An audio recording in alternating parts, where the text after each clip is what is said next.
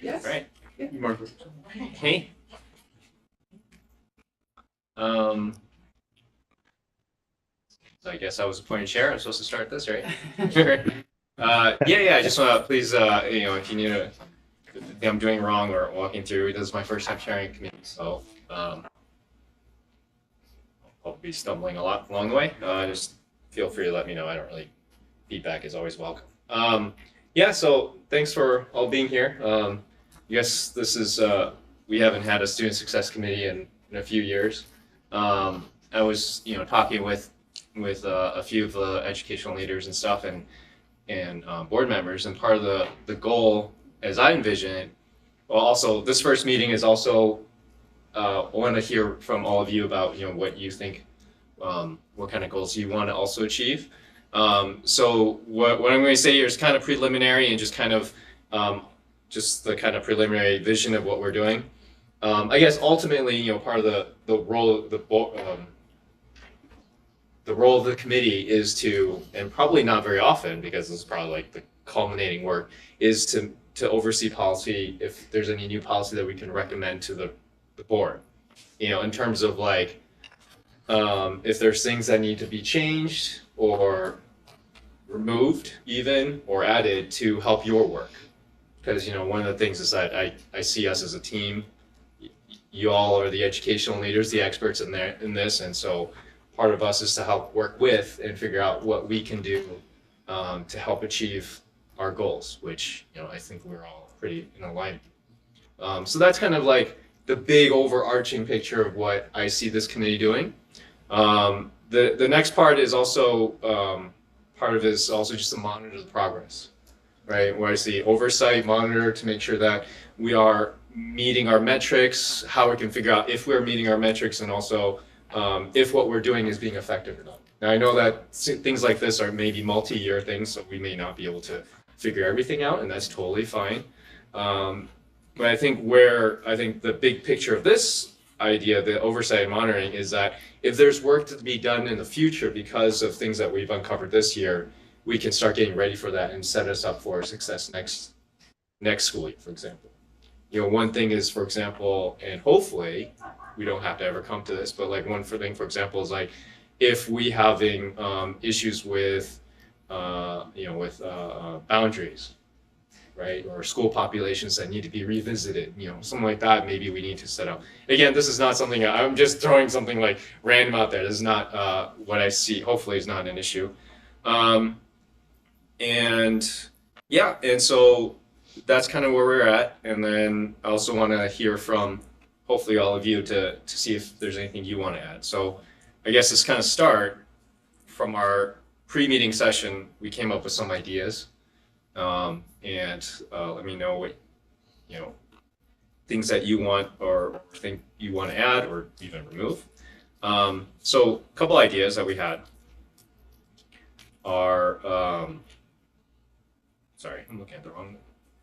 Yeah, a couple ideas we had were the stuff that was on this year. So over monitoring the middle school redesign, the progress and curriculum adaptation.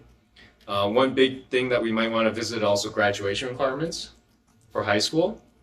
That's not necessarily something that it could be, but it's something I just want to talk and have an ongoing conversation. And then also monitoring it and kind of overseeing the science of reading. Sorry, it's still early for me. I tend to be a night person, so anything before noon, lunchtime, I'm usually bumbling my way through. And yeah, am I forgetting everything? Oh yeah, things that I personally would like to also make sure that we kind of oversee is just kind of the course offering equity with all our middle schools, especially in lieu of all the boundary changes. Um, uh, Yeah, and then also just the implementation of the work that you're doing and how we can kind of help or monitor or help suggest just oversee, right? So I'll kind of open it up to kind of other topics that other people would like to talk upon. Yeah. lot of ideas here, hopefully to get us started thinking. I'm not sure if this is the place to talk about how we're gonna spend the money we have for living. My personal, and if we can even spend what we're going to get later now, for making sure we get enough, or as many caring adults in the classroom as we can when school starts. I'm not sure if this is the menu for that or not, but that's something that's really important. So is that going to come up on the budget amendment conversation? I think as the budget committee as a whole. Yeah, I hope so. Yeah. So there's there's multiple spaces to have different conversations. And there'll be times when, you know, if it's coming to the full board, we'll make a full presentation and have the board discussion there to represent so that the entire board can. But that's being put into lots of different areas. Okay. Anything else that you? Dr. Green? Thank you. One of the things that I'd like to see us looking into as part of this, the Student Success Committee, as we start thinking about what is going to help all of our students be successful, would be to have we considered like ROTC and JROTC programs and the curriculum that they offered. I've spoken with a few different people as well as some students to see where the interest came as a result of some of the students at Roosevelt High School. And I didn't know enough about it, so I started looking into it. I've checked with Oregon City. I've spoken with the mayor of Vancouver, about their stuff. And I'm just looking around to see how this can help our graduation rate and get more kids access to things that are going to help them to be successful, understanding that it's probably not best for everybody, but for the ones that it is good for, I want to make sure that we give them an offering if we can. Thank you. I like that. I feel like that there was one topic that came up in our pre-meeting was also overseeing multiple pathways to graduation. Correct. Right. So that could be a huge part of that as well, that kind of discussion. I like that. Some other ideas that kind of piggybacking off what Director Green mentioned, also, not only just looking at graduation requirements, but also, like we're talking about multiple pathways to grad, like CT programs, right? Mm-hmm. Or highlight, the portrait of a graduate. What do we mean by that, and how is it implemented, I should say. Also, things I would also like to learn more about is like our Indian Ed program, right? And just kind of see how best we can support these programs, right? Especially looking at populations that have historically been less successful than we would like, right? Great. And all these in. You're sending out the notes to us all, right? Or are you not? Yes, You are. they Okay. well, Kara takes our notes for us. Okay. Great, this is great. Again, the purpose of the first meeting is more just kind of discovery, and we have two things that are set that I would like to start learning more about is our middle years learning, and also our touch a little bit on graduation requirements, which I think are being presented today, right? Great. So I feel like anyone has any more? Just out of curiosity, do you know everybody here? Do we need to do a quick round of? Yeah. Oh yeah. Thank you. We should do that. Right. Just Margaret, you want to start? Sure. No, I just was going to say that your name tag say presenter, but that's not your name. To go through that process, so. I'm Margaret Calvert, I'm one of the assistant superintendents and work with secondary schools primarily and multiple pathways to graduation. Exam Help Board Manager. Cheryl Proctor, Deputy Superintendent, Instruction and School Committees. Patty Sullivan, new board member. Esther McBain, Assistant Superintendent of Elementary, and we worked together on SEGC. That's right. I know you real well. Thank you. Oh, I'm not easy to, okay, anyways, easy to figure out, huh? Right. Eddie Wong, board member, I guess, chair of this committee. Richard Smith, Director of Middle Grades Redesign.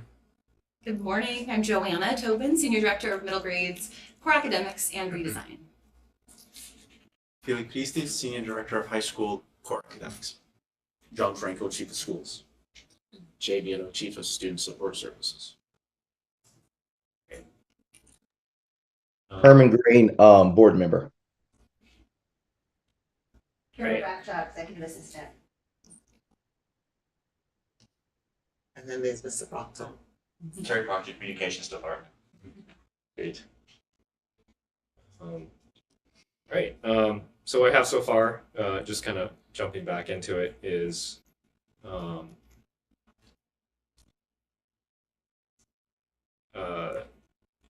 sorry, let me organize my thoughts. We were ultimately if it comes up, explore new policy or removal or change of to help, your work. Monitoring Would that progress. be making recommendations to the policy committee? Yes, 'Cause that's a we separate would probably committee. would have to go So through we that. would, yeah. We would examine policy and then make recommendations. Yes. Which I am also part of that committee as well, so hopefully That would be that helps it be a little bit more efficient. Next is just monitoring progress of our programming. We're talking about middle school science reading and high school graduation. Just kind of overseeing population trends, making sure we just keep a close eye on that. Middle school redesign, and we're looking at multiple pathways to graduation, including the great things that Director Green also mentioned as well. Yeah, I think that's pretty much what I got, right? All right, that seems like a huge workload for the year. Thanks to you all for being here. If there's nothing else, I guess we can move on to the next agenda item, which is the which I don't have in front of me. The middle school design. Great. Yeah. Right. Well, good morning. Again, I'm Joanna Tobin, Senior Director of Middle Grades, Core Academics, and Redesign. And thank you so much for the invitation to speak on these topics and to share our work with you and our next steps. An overview here, we'd like to share the wonderful work from Dr. Armstrong's team, which is a guidebook, and a lot of this work sits within that guidebook. So we'll share that with you today. We'd like to give you the brochure, huge labor of love here, our middle grades redesign brochure, give an overview of core academics and implementation, and then I'll pass to Philippe we will speak on those high school graduation requirements and give a high level overview there. Centering our board goals for 8th grade readiness and high school graduation is really the work of this team and what we're aiming to do. I'll just share very briefly. Of course, this is not a presentation on data. However, our trends really are trending in the right direction. And so I'll touch on that as we go through the core areas and what we're seeing there a bit more. Let's start though with this guidebook. I'll pass this around, and as mentioned, the topics that we're touching on today are included in this guidebook. Again, on Dr. Armstrong's behalf, this is really a compilation of multiple departments and really aiming to have one central location for board members, community, educators, families to be able to see a high-level overview of all of what we are working on and providing for our students in PPS. So the Future Now, a collective, a teaching and learning collective. For those who are online, there's a URL code, or there's a code there, and also a link. And hard copies are available at the district office. So centering our middle grades, when we talk about middle grades, when we talk about middle grades core academics and redesign, we really are talking about both our comprehensive middle schools and our K-8 schools. So of course our K-8s include 6th through 8th grade students, and so oftentimes we get that question of does middle school redesign include just comprehensives or K-8? And so we just want to make that really clear. This is from page 8 of the middle grades brochure. So just really highlighting all of the schools that we serve within redesign and within core academics. So with that, next we will pass out this just tremendous body of work with PPS staff and community, and leaning on the research in middle grades, nationwide research. Definitely a labor of love. The last page highlights many of the staff that were involved in this process, and of course many more. And so I just want to say in gratitude to everyone who has worked on this. Before I pass it over to Director of Middle Grades Redesign, Richard Smith, just wanted to say thank you to all who were involved, our community and our staff, and many schools who were represented in the construction of this. Over to you. Thank you. Yes. So this is our middle grades redesign plan. It's been a work in progress over the last couple of years. And there's been a lot of different committees that have gotten together with a lot of feedback from parents, from students, from principals about what should go in here, as well as research. So we have a middle grades website that has the brochure linked. That's what's presented up there. And I'll just briefly kind of go through what this packet has. On the first page, it has our foundations, our mission, our vision, and the guiding values as we went through this. And then on page 2, on the introductions, just kind of a brief overview of some of the processes that happened to get to the point where we are today and why we engaged in this work.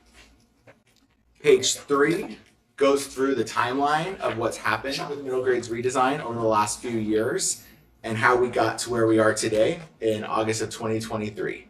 And it was definitely a work in progress to get there. Though I'm new in the role, I was also involved in this process, so I was able to follow it along as we went through it. And then the themes are important on page 4 because these themes is where our buckets of work lie for what we're trying to do with our middle grades redesign. And so you can see what's in bold right there is what's going to be talked about quite a bit in the initiatives coming up. And those are inclusive and differentiated teaching and learning, embracing change, racial equity and social justice, professional excellence and support, and integrated adolescent supports. And so as we go to page 5, I just want to highlight real quickly there how we got to these items. It was on current research, which is referenced at the back of the packet, best practices from other institutions, so we saw what was happening elsewhere, and then guidance from our Association for Middle Level Education, which is a group that we partner with, survey feedback, and then expertise from the different offices here at Central Office. And so on page 6, 7, and 8, that is where you can see those 5 items and what initiatives fall under each of those. I won't go through every single one of them right now because there's 18 of them and it sounds quite a bit, but these are very closely tied together, these 18 initiatives, and you can't really do one without the other. And many of these are ongoing in our school currently, and I want to hone in specifically. So for example, what's already happening in schools right now is like Initiative 4, provide comprehensive social, emotional, and mental health services. You know, we've increased our counselor to student. We've lowered that threshold at our schools. We have different supports in the schools for that and different partnerships, including upcoming with the Balmer. So those are things that are ongoing. When you look at Initiative 5, implement engaging grade level and standards aligned curriculum, that's also happening at our school with the curriculum adoption. So skipping over to page 9 and 10 really hones into how the plan unfolds into our schools. And so I'm going to scroll down to that. So on page 10, the plan for years 2023 through 2026, there's 8 ongoing that are currently ongoing at the top. And then the simultaneous initiatives is what I wanted to spend just a couple minutes on today. And then the year to year is what's going to happen down the line a little bit. So the 5 key plans for this school year, the simultaneous initiatives that all K-8s and 6-8s are going to be working on, is providing all middle grade students with access to advisory programs. So schools last year got to adopt a specific curriculum and built an advisory to their schedule. So all schools this year will be doing advisory, and we'll be monitoring what that looks like and how that works with students feeling an increased sense of belonging in their schools. We also had our schools craft innovative schedules with more opportunities for enrichment, with more opportunities for access to grade level curriculum, and more access to different electives and access to advisory. And so those schedules reflect that for this upcoming year. One that we're working on in process is standardizing our 8th grade field trips and capstones. We know that those experiences widely vary across our district. And so we're partnering with principals and finding out how to standardize those in a culminating capstone. And we have some great ideas around how that looks like from 6th to 8th grade. When we think about 6th grade outdoor school, that's a really cool opportunity all of our students currently engage in. And then we're exploring how to provide additional opportunities in 7th and 8th grade that students would then carry forth until the end of their 8th grade year for a capstone and presentation. And then fully implementing a restorative justice framework. This year, all K-8s and 6-8s have been provided with a restorative justice coordinator. And so thank you for providing that funding for our schools. And so we're partnering with the schools to get that framework up and running to lower disparity in discipline, to help students feel a better sense of belonging and ownership in their schools.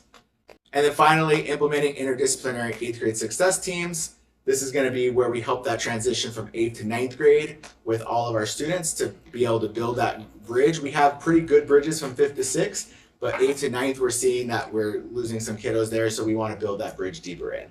So those are the 5 core simultaneous initiatives that this year we'll be working through with principals and their staff. And then finally, this is just kind of an overview of how that's currently happening. You know, we have some more campus safety associates, we have the restorative justice professional learning, and then the core counseling curriculum, which is with the advisory programs going on in the school. And so this year, we're also going to be partnering with principals on the last 5 initiatives to see how we roll that out over the 3 years, and those will be campus-specific plans over the next 3 years. That's a bit about middle grades redesign. Advisory programs, Lynn? Yes, this one right here. Yeah, that'd be great. Yeah. So just to add a little bit more to the advisory programs, this is a partnership with the T-Cell department. They have been working on the adoption for a few years now.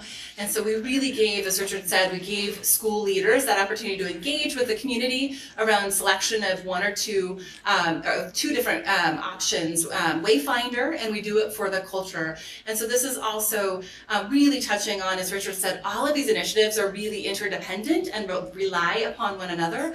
And so we do have on our website, we have links for our teachers. This Thursday, all of our middle school teachers will be trained in the curriculum that their school selected. And so that was really a big undertaking. Making these shifts in our large, wonderful district takes a lot of intentionality and time with our teachers so that they have that preparation heading into that opportunity to implement and launch these advisory programs. And so I want to also elevate that as a real cross-departmental work and elevate Jill Bryant and that T-Cell department for their work. It was a wonderful way for us to hold hands on this implementation for our students. Joanna, can you say what T-Cell means? Oh yes, transformative social emotional learning. Thank you, Ms. Calvert. Yes, so that is happening, and that's really exciting to elevate. And we look forward to, as you opened with, the asks or what to move forward and these schedule pieces. We have some really great pieces in place. We were able to look last year what was needed to make space for advisory within our schedules. That happened. We have some next steps that we also want to implement to make more room for all of these 18 initiatives. And so as these are our simultaneous initiatives that we're really elevating this year, again, there's a lot of interplay with all of them, as Richard shared. So I have a question. So you said you're making time for them in the schedules. Yes. So when you're making time, what are you having to cut out? Yes. I know yes. it's always hard. So currently, many of our schools are on what's called a 5 of 7 period. So they have, students have access to 7 different classes. Some of our schools throughout the district still are on a 6 period day.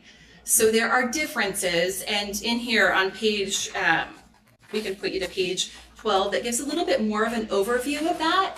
So our scheduling work this year really looked at how do we maximize within our current contractual, within our current constraints, which really, we are really in this construct of some schools having the opportunity for a 5 of 7 and some being on a 6 period. When we say 5 of 7, teachers teach 5 of the 7 periods. But students have access to 7 full Thank you. periods, They could do. 2 additional periods, or Yes, and so with that 6 period, teachers teach 5 of 6 periods. And so what we're really striving to do is to provide more opportunities for our students, ultimately everyone having access to that 7 period day.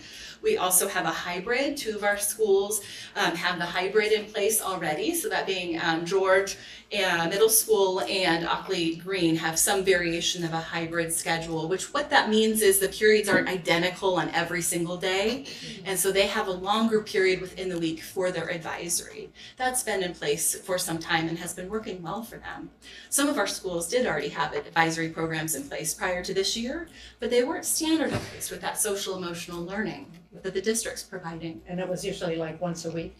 Would Some, there be yes, advisory time? yes, oftentimes, yes. And so we've really moved to a more consistent 3 times a week. And schools are approaching that a little bit differently, which we gave room for this year as we launch, and we'll look at that data, gives us an opportunity to see what's really working well. so with the 5 of 7, we're able to add time into a student's schedule, so that we don't have to take Take anything something away. There Yeah, might have been a study hall. we're- They could do. well, it was intentional to build a 5 of 7 so that we could add more electives. What we found initially was that there was limitation in with the 6 period schedule of what electives and how many elective students could opt into. But then with the middle school redesign, looking at how we could build other intentional programming like advisory and the TSEP. So if you have And it 7 instead of 6, you've got shorter periods. You actually have longer periods on a 6 period, but fewer opportunities. And this will become increasingly important for us to navigate and get your help funding wise as we really elevate PE requirements. Because one of the pieces, so again, the interplay. So we talk about PE for a moment. Our PE requirements are increasing and our schedules need to support that access for students. On the 6 period, it is very, very challenging to make that happen. Reese, just kind of clarify really quick. Is the move trying to push towards all schools to be 5 of 7, or is it their Yes. choice? All right, That would be the hope, yes. the hope. I think currently they're 10 of the 15. 10 of Or 7 period. Okay, and what are the barriers for the rest of the 5 that are still in 6? It does require an increase of staffing. Okay. And that is, we know those numbers, and we are hoping to realize that for all schools. Okay. And we have been able to, over time, increase the 5 of 7 just in the past 2 years. Yes. I'm not sure, I don't recall where it was prior to the 2 years, but we're making incremental progress because now we're at 10 or 15 schools where before, Margaret, you had. Yeah, so I think, over time, this is, so I appreciate the timeline on the front of this, of the book here, because part of, as many of you know, we've gone from transitioning from primarily a K-8 model back to a middle grades model, and as you're describing, Director Wang, it was around, what are the course offerings, right? So like, how do we have robust course offerings? What does that look like? How large, what's the student population you need to have with that? And then actually, how do you provide interventions and support within the day, as well as a robust programming? What does that look like in 6 periods versus 7? Sort of, where is that flexibility? And I know that some of the, as we went through this transition and coming back to opening middle schools, like Tubman was reopened and Roseway Heights was converted, as we've gone through Harrison Park this year. So as we've gone through transitioning out of K-8s back to middle schools, we've looked at what are the needs of the schools, and little by little, incrementally, as Dr. Proctor has stated, we've moved through how many schools are on a 7-period day. And I'm trying to think, last year there were 3 additions. This year there's a 4th. So bringing us to 10. So in the last 2 years, we've been able to add 4 schools into that 7-period day. And the hope is to continue to do that as we move forward to have some consistency as you're mentioning about academic programming. And we do Great to also keep an eye, just for the sake of equity, when we talk about middle school, we're looking at, yes, the standalone middle schools, but we also, if you listen in the language, we talk heavily about middle years, because we want to ensure that even in the K-8s, that we are intentional about the middle years experience for the students. So it encompasses all of our students in grades 6 to 8. We get the same opportunities, and that's what we're striving to. I was wondering, is it more the K-8 where it's harder to get the 7 periods? K-8 is a little bit more That's a harder challenging one. because yes, you have fewer students in K-8, and because you have fewer kids in K-8, it is harder to provide a more robust curriculum And then you've got and the experience. younger kids having the. Absolutely, So absolutely. that's hard. So it's part of the work that SEGC tackles. In order to get students to Kellogg, we had to take some K-8s and make them K-5 year. And I definitely don't want to also underscore the importance of like all middle schools in particular having an advisory and being consistent with it. When you're talking about three times their opportunities to be an advisory. And if you don't know what advisory is opportunities where they can have conversations that they need to have that they maybe won't have in a language arts math class, right? Where you can talk about definitely pertinent things that are happening outside of school and how it actually affects them in their daily lives, and actually setting aside time to do that is extremely important. And we've all known and we've seen it across the country, some of the coming back from pandemic, especially at the middle grades, how much of a struggle it's been. And so we're this opportunity at the middle levels is very, very important. I got 2 questions. One is when you mentioned the 10 to 15 that are at 5 to 7, those are just the middle schools, right? Correct. And then, I guess the question with advisories, I have been in a few advisories, some that have been done well and some that haven't. So I'm just curious about what supports do we have in place in terms of like supporting how the transition to advisory, because I know that a lot of teachers when you just throw advisory like, oh, they don't know what to do. So what kind of supports do we have for our teachers?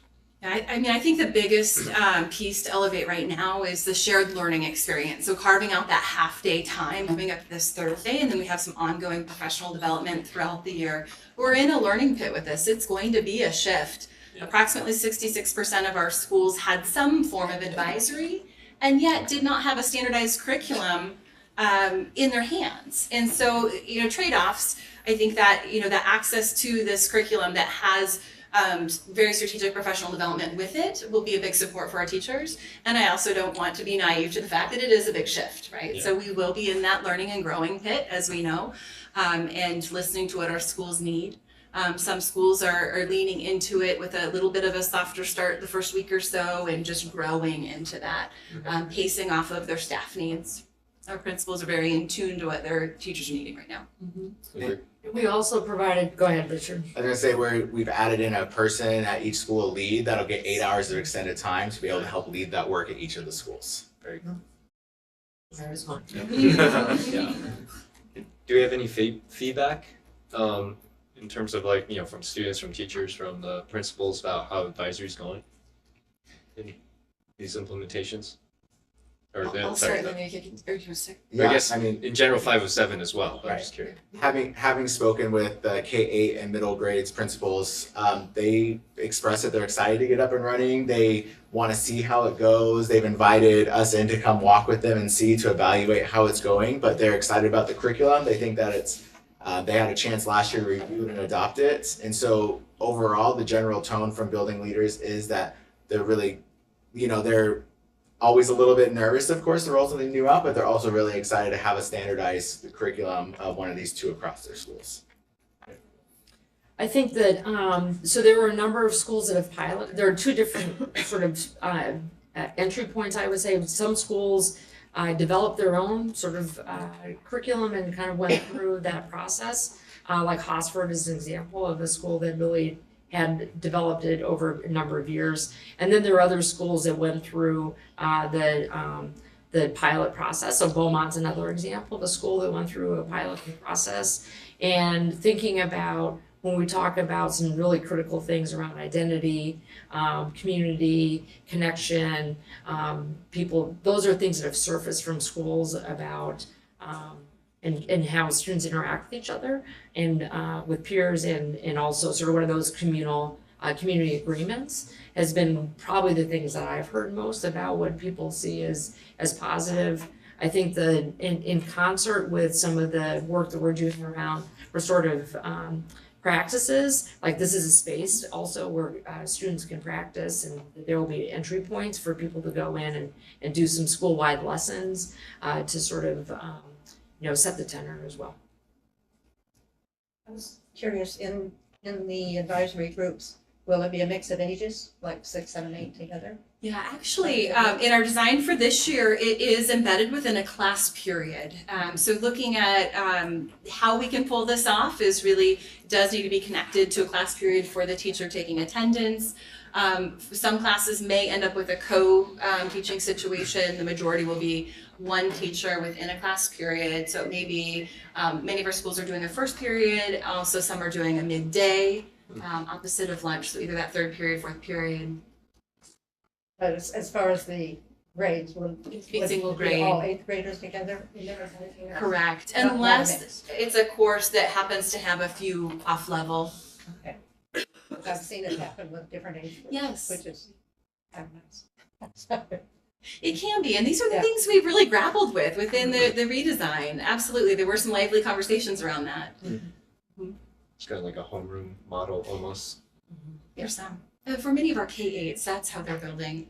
Sorry, you want to speak to that? Oh yeah, I mean, many of the K-8s are really small too when you really think about it, and so some are even only have like one section per grade level, so those kids travel together as they move up. At most, you typically see 2 sections per grade level, and so it gives them a chance to build community with that group, and also we understand the limitations as well with sizes.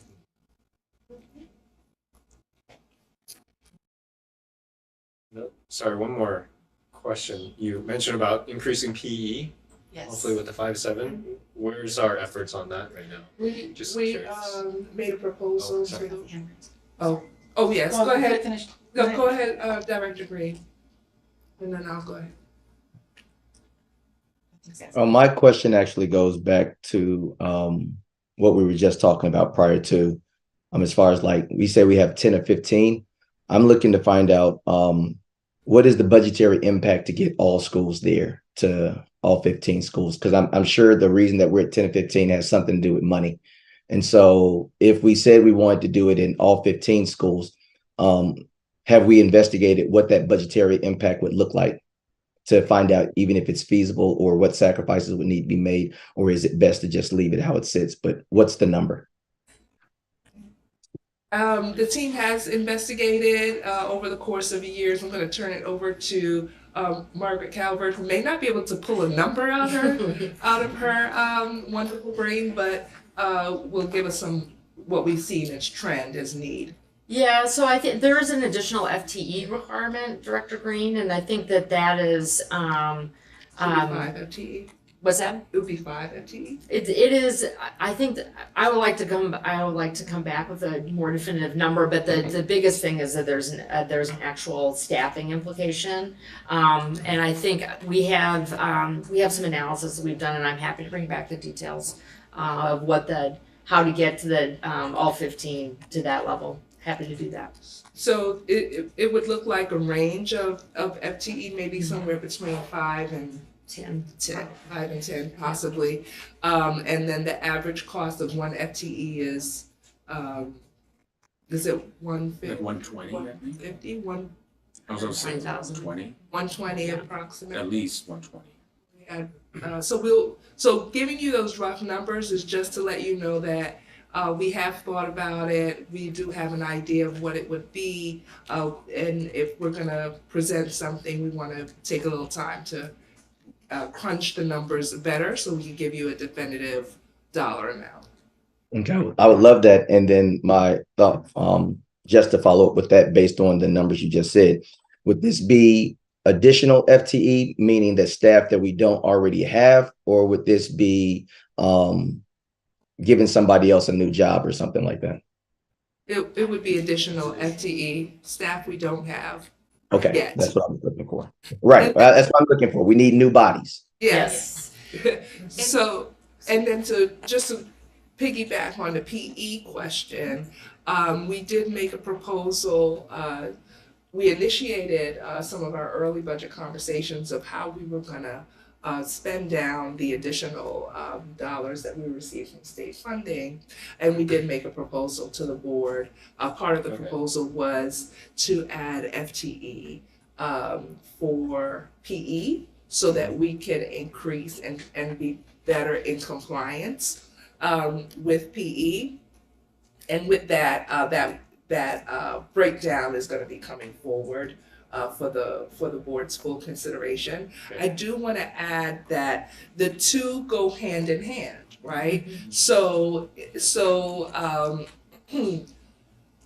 while we made a proposal for PE, it didn't address the 5 of 7, but by addressing the 5 of 7, we could potentially address both that and the PE.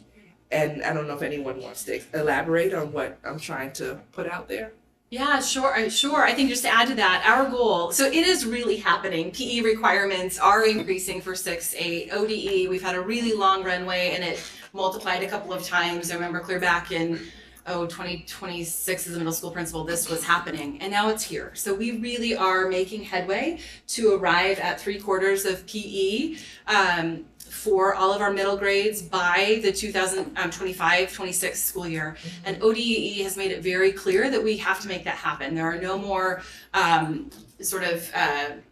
progress updates around that. And so with that, as Dr. Proctor was saying, this goes hand in hand with our schedule work and our shifts and our increase around FTE. And then with that, with that proposal that's coming forward for the PE component, there is some additional FTE. Great. So at this point, right now, not all middle schools have PE programs? Yeah, they do. They have PE programs. They do not meet the full demand of the latest requirements around PE, the requirements set forth by ODE. Which is 150 minutes per week average for the school year. Each, yeah. Okay. 150 average per week for the year. So in the way it's designed now, as we were making progress towards it, we chunked it quarter at a time. So many schools are offering one full quarter of PE. We are proposing that schools increase to 3/4 of PE. And with the budgetary ask that will be coming forward to the board, that would bring us to better alignment. And so more information will come with the percentages of what percentage of schools would then be in compliance. To clarify really quick, what do you mean by 3/4? Quarters meaning the 9-week period. Oh, okay. That Yeah. quarters. Okay. I call it the 9-week period. I Not haven't heard it. 3/4, but 3/4. Yeah, 3/4. Yeah, that's where I was getting from. 3/4 of the school year. So the first Yeah. quarter and the second quarter equal the first semester. Third quarter and fourth quarter equal the second semester. So you'd have 1 quarter. Yeah. Thank you. Yes. Okay.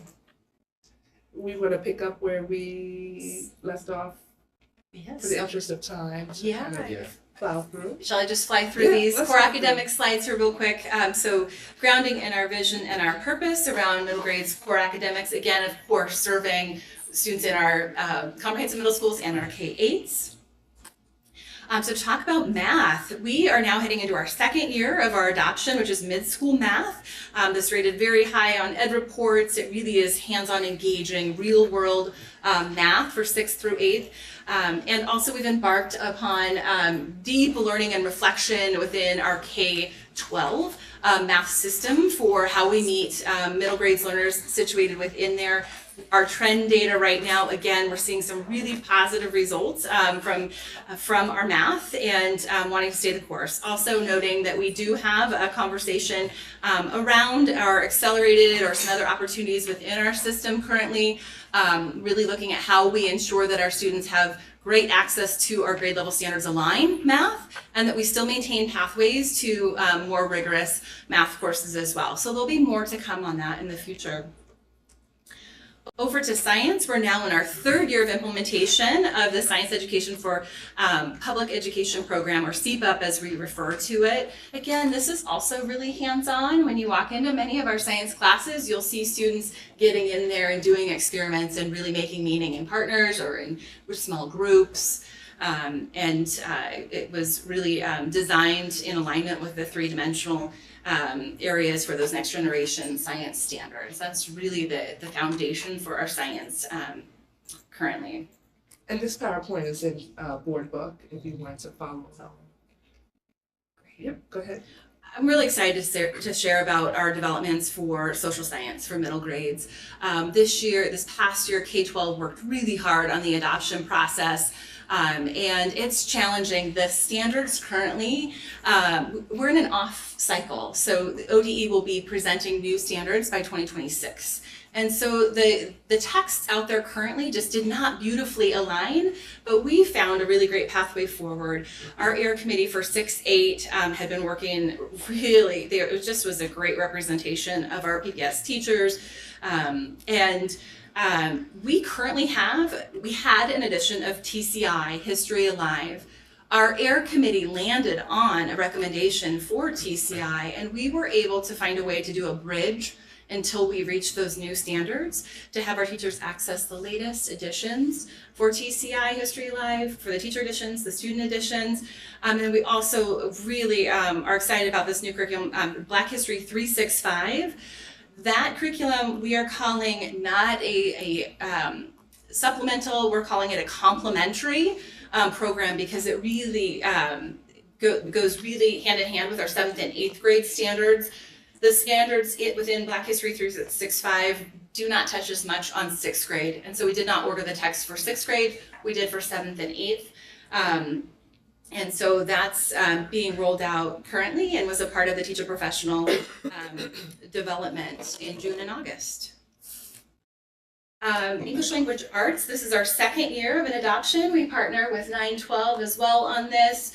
We both grade bands adopted Intro to Literature by Houghton Mifflin Harcourt, so we call it HMH as it's referred to. And so this is a really robust curriculum. We find that there are just many elements to it, and so as we live into the 2nd year of the adoption, teachers are really getting in there and utilizing those pieces even more so. And with that, I can pause if there are any core academic questions before passing it to Philippe. Just really quick, you mean, so adoption, it's no longer piloting, right? It's actually, teachers are doing this. Correct, yes, implementing. So this is our 2nd year of implementation with the English Language Arts curriculum. And we still brought out our vendors. The 2nd year still, again, using that implementation, that learning pit analogy, we still are really learning in that 2nd year. And so we brought out our vendors both in June and this month, and again for the new teacher session on Thursday. And so we're really lucky to have that resource within the bond funds, supporting our deeply engaging curriculum, also being that teacher development, teacher professional development piece. Mm-hmm. Great. Do you have any questions? Questions before we go on to high school graduation requirements? Director Green, are you good over there? Yeah, I'm good over here. Thanks. Okay, just want to check in. Okay. Great. Well, it's exciting to hear about all the good work happening in middle schools as they prepare students for high school. And of course, our mission is to make sure that our high schoolers are ready for college and career. So I'll talk briefly about some graduation requirements. We'll look at our most recent graduation data. We can take a quick look at the high school success plan. Feel free to stop me and Margaret will be able to answer and jump in as needed. All the questions. So our high school graduation requirements, I'll do a quick overview and then talk about some details. So in order to graduate from PPS High School, students need 4 years of English, 3 years of social studies, 3 years of math, 3 years of science, 2 years of world language, 1 year of fine or performing art or technical art, 1 year of health, 1 year of PE, and then 6 electives. So for a total of 24 credits. Students earn half a credit per semester, so they earn a full credit over the course of a school year. Our students take 8 classes typically, so over the course of 4 years, they can earn up to 32 credits. One thing. Go ahead, sorry. One thing to note is that our graduation requirements are considerably more rigorous than what the state requires. So for example, in social studies, we're very specific to say that students need to take 1 year of US history, 1 year of modern world history, 1 year of government and econ. The state says that students just need 3 social studies credits, half a credit, which needs to be civic education. When it comes to math, we require students to take at least Algebra 1, Algebra 2, and Geometry. The state simply says that students need 3 years of math above Algebra 1. With regards to science, we're specific to say all students have to take physics, chemistry, and biology, as opposed to the state requirement which says that students just need 1 year of lab science. The state does not require world language. We do 2 years.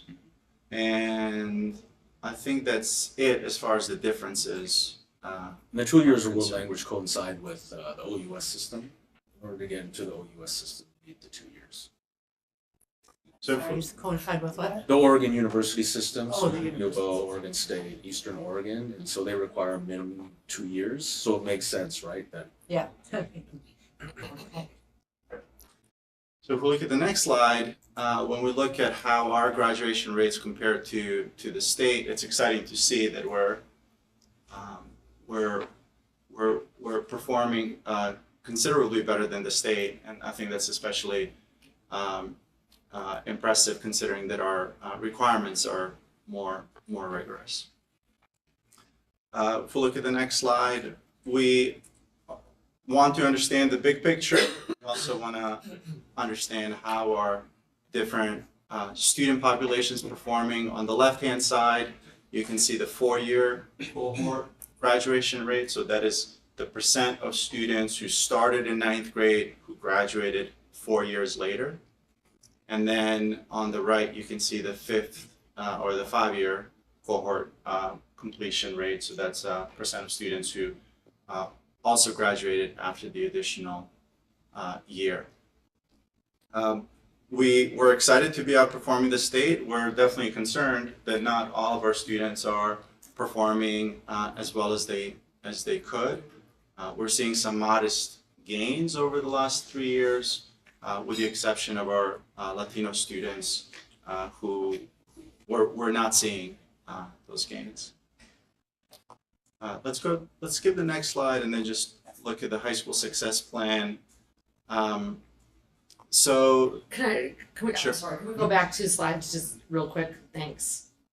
The other piece I just want to say, I know we mentioned the multiple pathways to graduation, right? The other thing that we pay attention to is 5-year completer rates. So there are students that enter our high school system, and it may take, for a variety of reasons, slightly longer, but our commitment is to get students to complete. This is often the work of our multiple pathway schools, which include not only our district alternatives, but our contracted alternatives that we have with community-based organizations. So we attend to both, and it kind of looks at a complete picture of the system and in that realm on both of those. So Yeah, thank you for explaining that. So the 5th year side is certainly fewer students, right? Yes. Okay. So it would be, there are some students that continue, so some students may choose if they do not complete, based on their entry year of high school, they may return to their high school and finish as a fifth year student. They may go to one of our district alternative school at Alliance, for example, and they may only have part of a year to finish, but they finished in that fifth year, so they count in that next year's moment. Or they may be at one of our community-based alternatives, schools like Mount Scott, Rosemary Anderson, PYC North, or through one of through some of our programs with PCC, for example. So it gives a sort of a holistic view of an entire class that comes in at a given year, sort of what their paths are to completion and getting to a diploma and or to a GED. It's really quick, hopefully quick. So we just don't have the 2022-23 data yet. Correct. Just because It typically comes out in, say, December or January. January. Yeah. And we all eagerly await Yeah. And that's, further data. So the validation for graduation takes a while, right? And to compile the data, and so we work with ODE to do that, and it's usually a mid-year, so it lags by about 6 months from. and we have that scheduled Yeah. for the full board. Yeah. Every year we do Yeah, just remember that. And sometimes in that fifth grade cohort, you have your second language learners, your newcomers, for example, who need a little bit more time, especially around language acquisition, and your special needs students who need a little bit more time as well. I'm not sure if this level of details of interest, but if a student enrolls, let's say at Ida B. Wells High School as a freshman, and they remain enrolled, if they graduate, they're part of our completion date. If they stop coming to school, they're considered part of our cohort as well. If the student transfers to Lincoln High School their sophomore year, they become part of Lincoln High School's cohort, right? If they transfer to, if they move out of state and we lose track of them for some reason, they're still considered Ida B. Wells student. If Ida B. Wells gets a senior from another school district who's credit deficient, as a senior, they become part of our cohort graduation rate. And so, as Margaret mentioned, the validation process, the state essentially needs to go through a process of accounting for all the students before they can finally say what the high school graduation rates. So it's certainly not number of kids who started as seniors and finished as seniors. It's much more intricate than that. So there's one more graduation that's gonna happen for the class of 2023 as well, and we hope that you guys have it on your calendar. So there are students that finish over the summer, Right. and we'll hold a graduation for them in the upcoming weeks. And so we hope that you guys will be able to join us for that. September 7th, thank you. Thank you. Yeah, you read my mind. That's what I was going to say too. Oh. Yeah. What you yelling?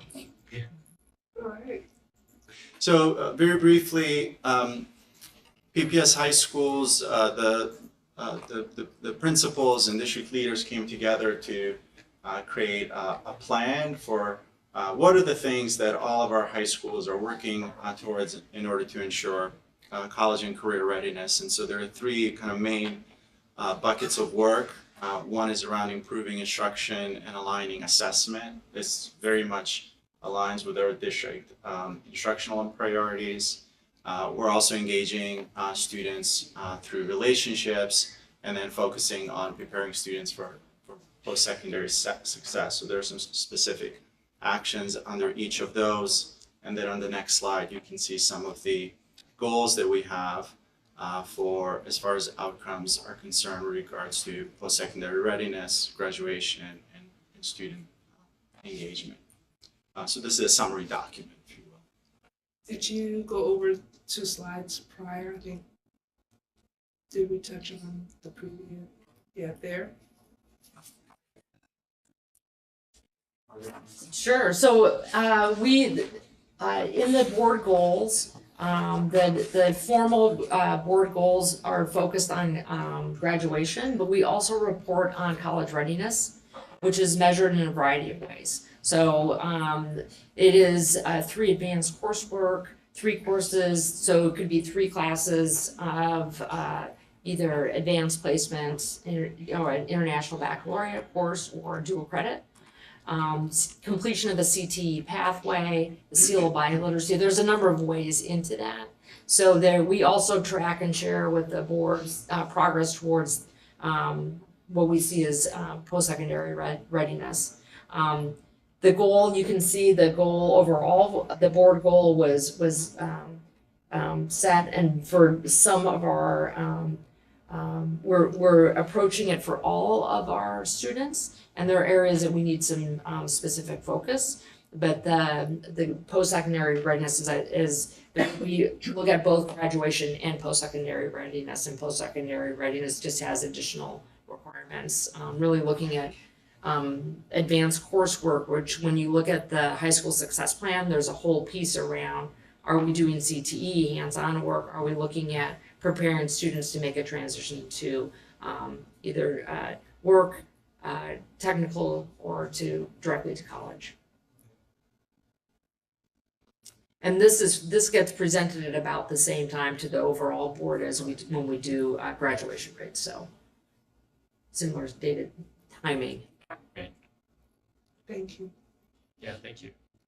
I have a question. I'm sorry.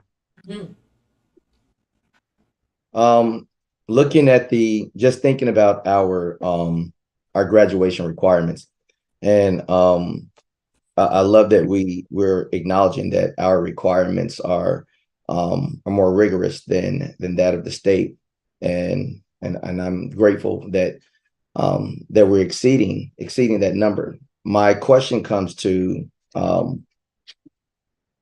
guess it's twofold. One, are our requirements, our graduation requirements, are they a baseline for any college for within Oregon, so that if our students meet the graduation requirements for our high schools, then they automatically meet the requirements for all of our schools, our colleges within Oregon?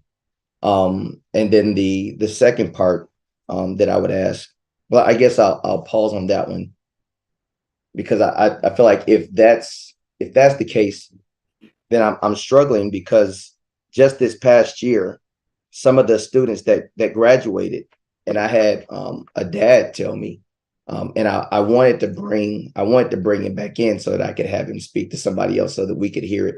Somebody else outside of me could hear it directly.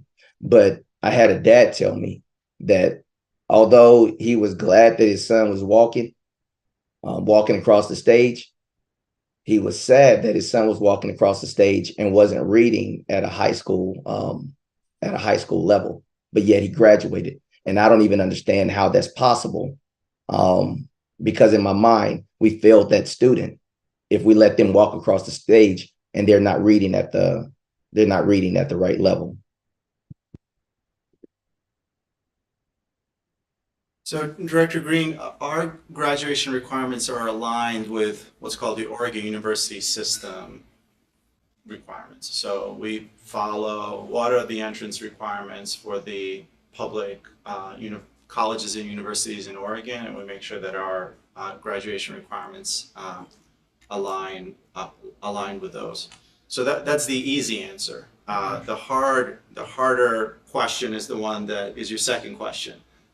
Which is, how do we make sure that all of our students are graduating college and career ready? Do they have the critical thinking skills, the reading skills, the writing skills, the soft skills and the hard skills to be successful? And that there's no easy answer to that other than to say that there's an ongoing effort. Mm-hmm. And so with unlike other states or other districts that have other requirements for graduation in addition to pure credits. For example, there are some spaces where you have to have a minimum 2.0 GPA. Your attendance has to be at 85% or a certain percentage or higher. you can't pass any particular class if you have more than 10 days of absence.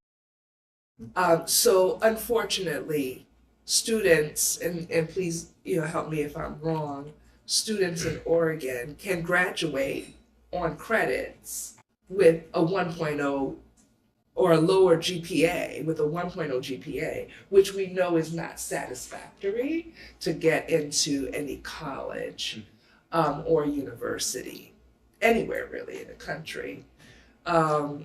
So then the question becomes, what do we have within our realm of control to provide?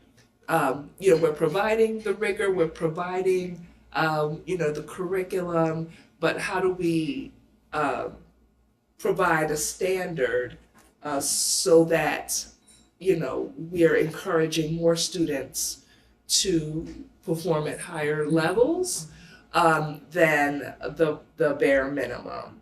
Other systems, for example, and I'm just naming, have, because of the 2.0 requirement, have a grade, like a grade replacement policy where teachers understand that if you give a child a D, you hurt them. And if a student receives an F in a class, they're required to take the class over. And if they take the class over and get a B, then that F is no longer in the calculation of your GPA.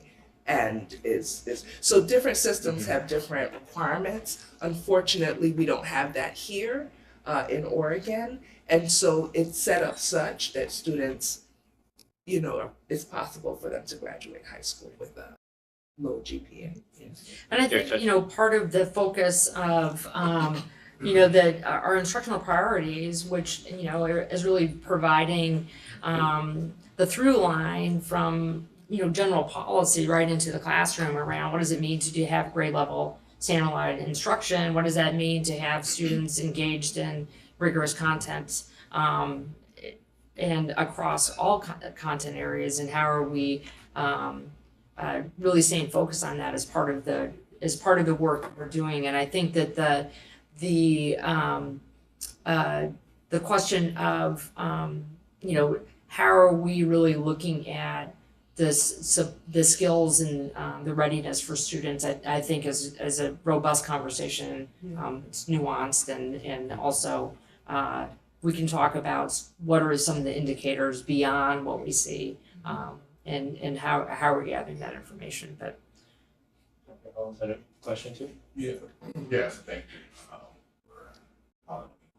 So I had a similar experience at one of our graduations, and I was trying to run back in the have the person talk to Dr. Franco, who was coming out of one of the graduations.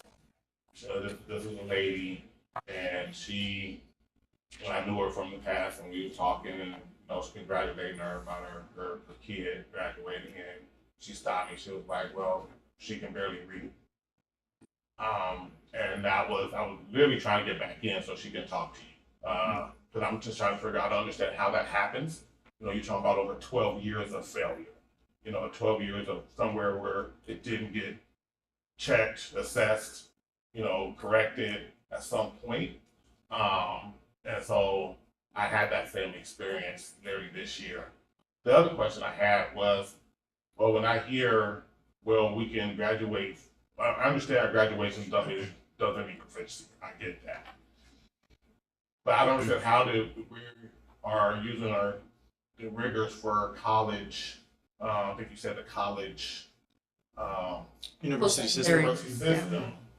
But if we can graduate people at a 1.0, how it seems like that's. Yeah. It doesn't seem like that makes sense if we're doing this at this college level, but then we can graduate at 1.0. How do that, they can't get into college, so how are we doing a college system when we graduate people? The other thing before I allow you to respond, I just wanted to throw in too, because what is brought to my memory also about the state of Oregon is that while we do have the state assessment, at the 10th grade level, at the high school level, which in and of itself is intended and could be very rigorous to unveil some of these deficiencies and proficiency within our students.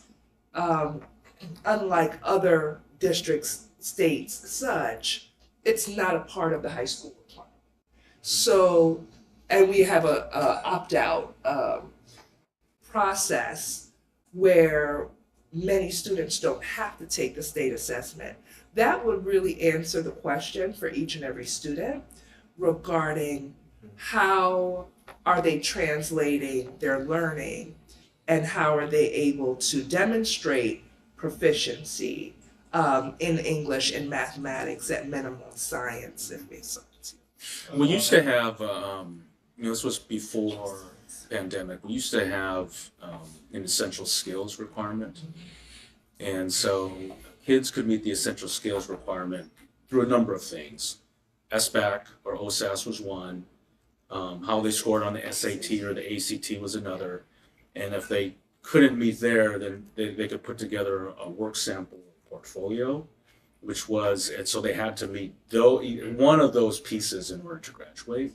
But since the pandemic, ODE has in a sense gone away with that level of expectation. Another way of measuring, say, a student's proficiency, aside from, say, credit and those types of things. This I love this conversation because it really, to me, brings up the topic of grading in particular. And you asked Director Wang about what are some topics potentially. I think that's an outstanding topic.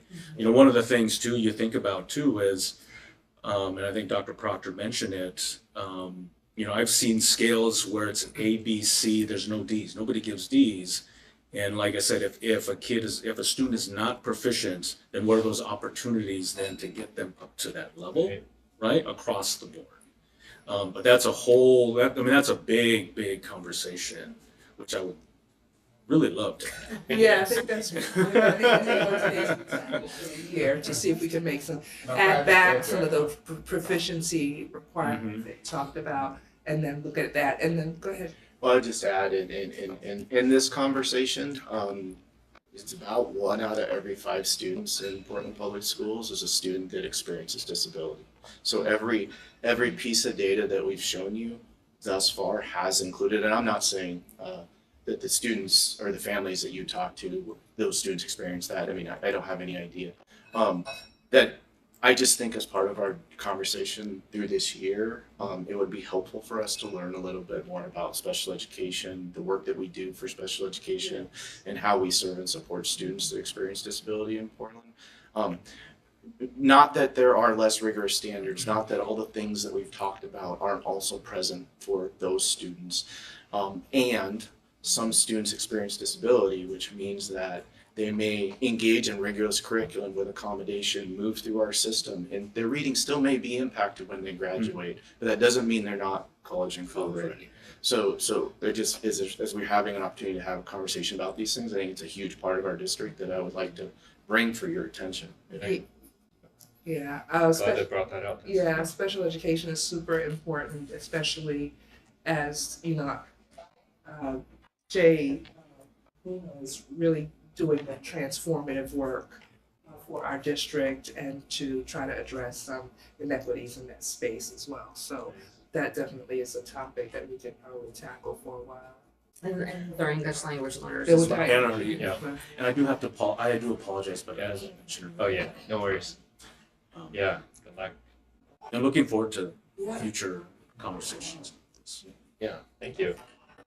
And then I also want to go ahead. Well, we also have to realize if someone doesn't have a high school diploma, then they're stuck. They can't go on.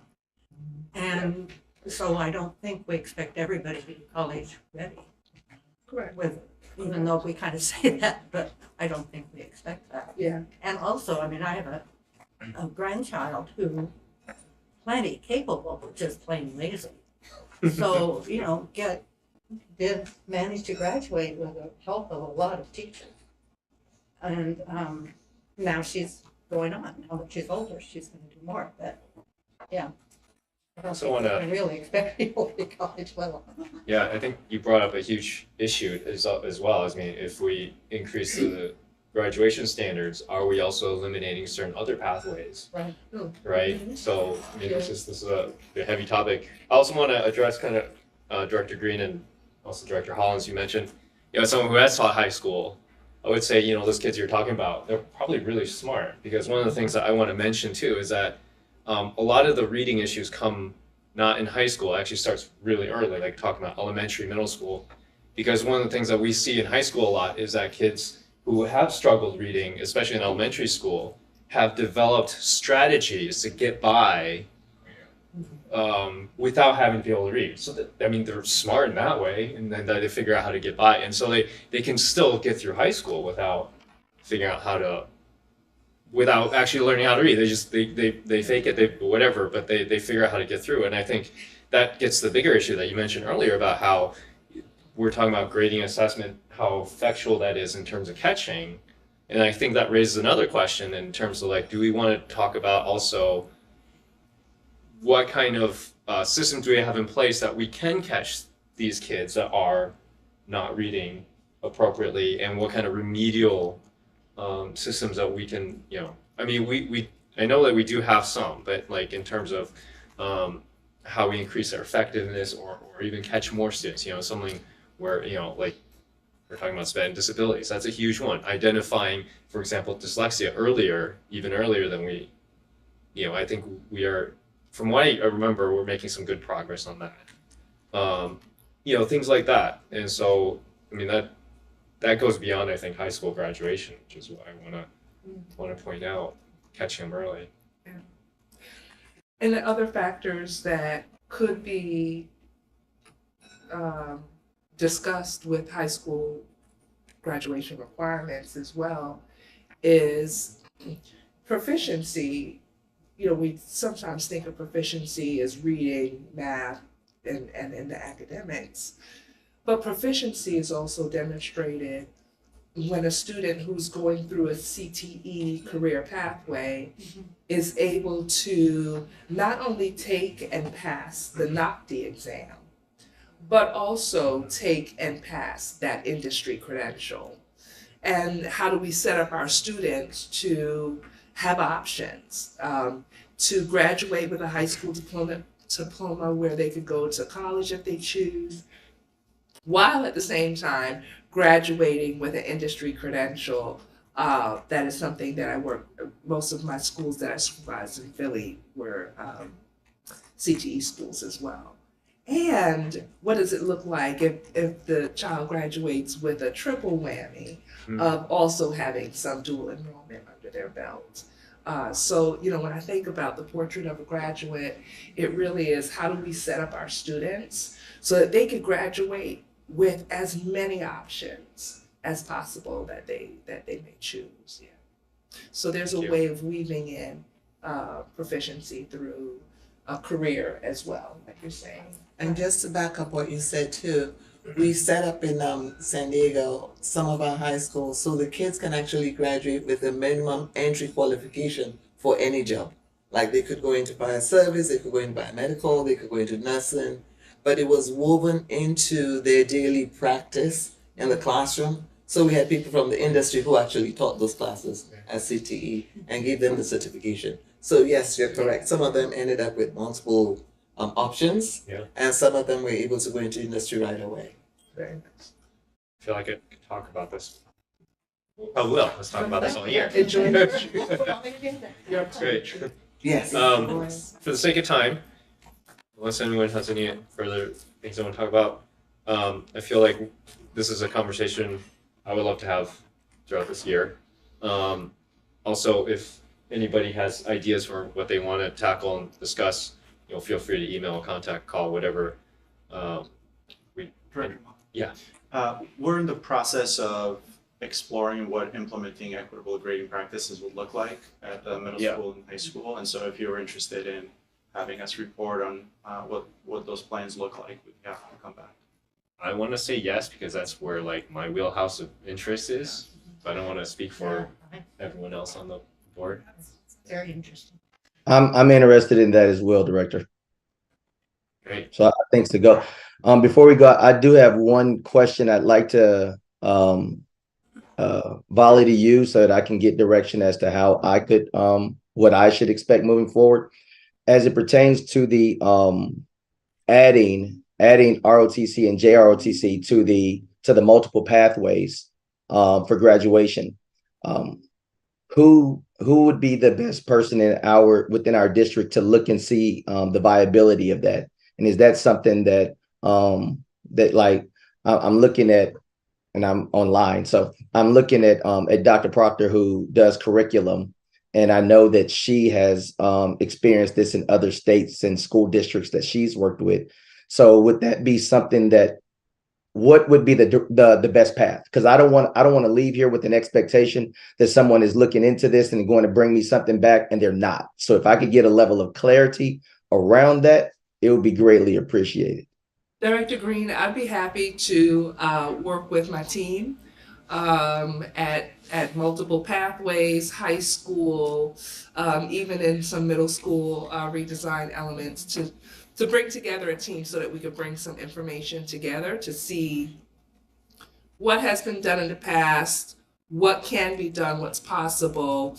You know, it will be a lift because here in Portland, and I think Oregon as a state, it's not something that is maybe done, and that's part of my investigation as well.